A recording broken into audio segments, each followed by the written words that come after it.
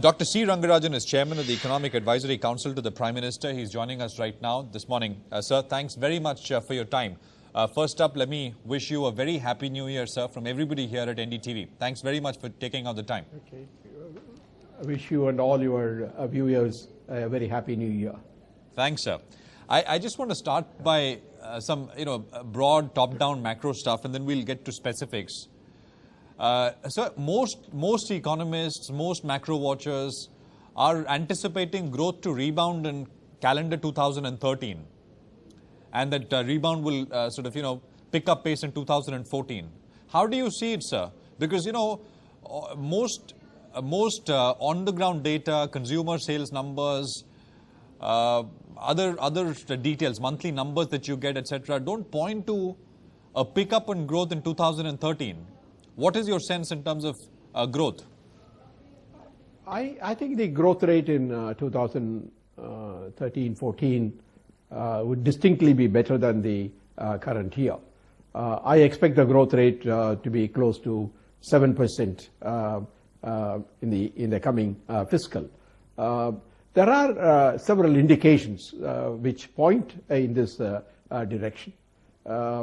The reversal in the investment sentiment, which we have seen in the last few months, their full impact will be felt only in the next year.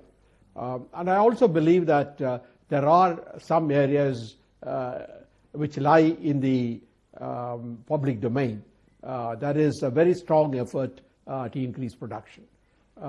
I see a greater focus being laid on and directed towards areas such as coal, power, roads and railways.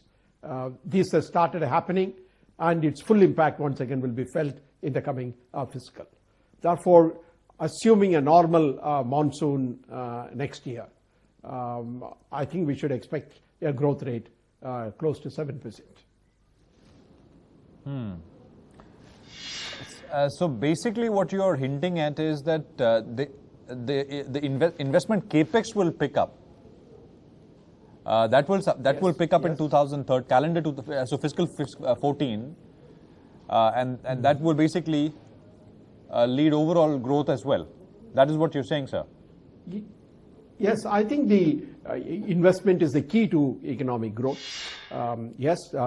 Demand must also grow. Consumer demand, both domestic and external, must grow in order to spur production.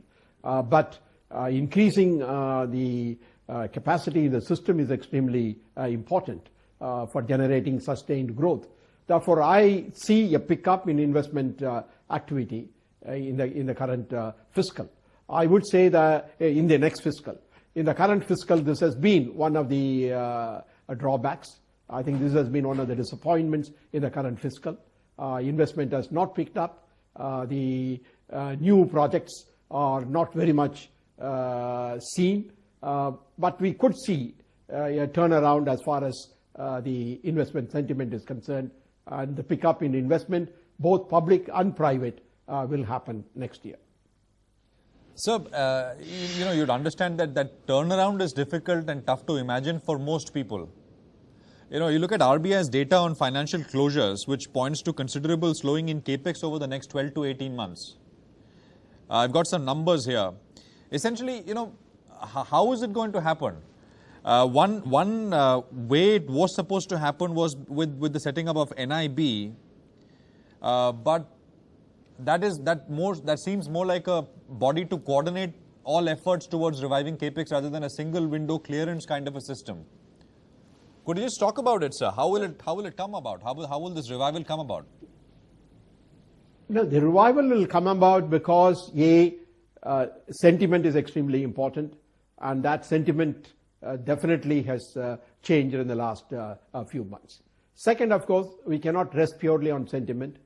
We need to take action.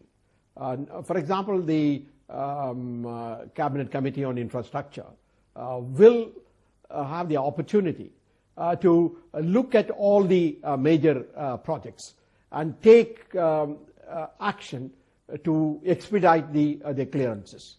So long it has been done in a silo fashion. Each ministry or each department which had the authority, which had the mandate was looking at it.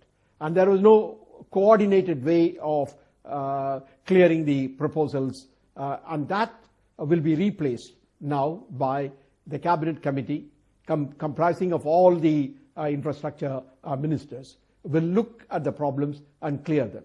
I think this will, in my view, speed up the clearances of the proposals, and you could see a strong upward movement with respect to the large projects.